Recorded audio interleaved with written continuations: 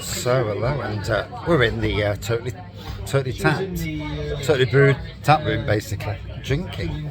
Have you got a kiss for daddy? And a day off pale ale, 4%. There we go.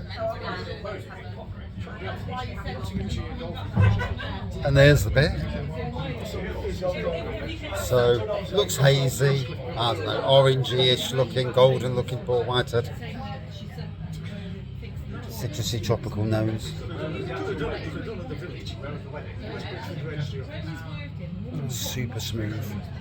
Easy drinking. Ooh, that is smooth. 4.2 out of 5 for me. Cheers.